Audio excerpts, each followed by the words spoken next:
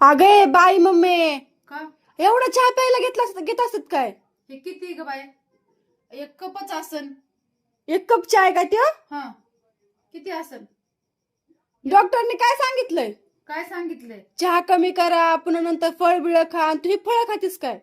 आणि मला चहा पिल्याशिवाय जमतच नाही. मग मग? सकाळपासून पिली नव्हती, पण मला आता दमच निघाणार चहा नाही प्यायल्याशिवाय. मग थोडा फार प्यावा ना, एवढा प्यायची काय गरज आहे? काय करू मग आता ह्याच? तू पिती का थोडा? ते त्यातलं थोडा पप्पाला दे आणि त्यातलं तू थोडा पी.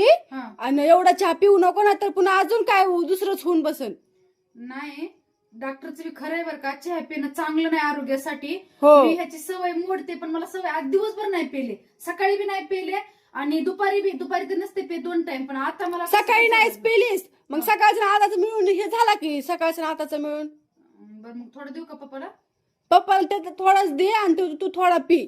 चहाला सगळं नसतं नको केलं पिऊ. तर बघ. मग एवढं नको पिऊ, थोडाच पी. गोकुळ दुधाचा होता बघ, प्युअर म्हशीच्या दुधाचा होता बघ. राहू दे आता, मग जाऊ दे आता. मग आपल्यापेक्षा काय गोकुळ दूध अप्रूव्ह नाही, हाय का नाही? मग ते पप्पाला दे थोडा, जा. बरं जाऊ का मग? हा जा. सांडा नाही बाई.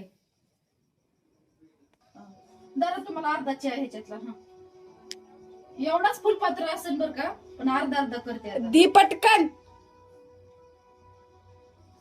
तेवढा चहा प्यायला सगळं निघालीस. देते बरं बाई, जाऊ तिकडे. पेतच नाही आता, भाकर खाते मग, जाऊ दे तिकडे. भाकर खा, उठ जा. राहू दे मग, सगळ्याच दिला, जाऊ दे. चहा प्यायचं पद्धत असते की थोडीफार. जाऊ दे, राहू दे. पप्पा तुम्हाला तेवढा प्यायचा आहे काय?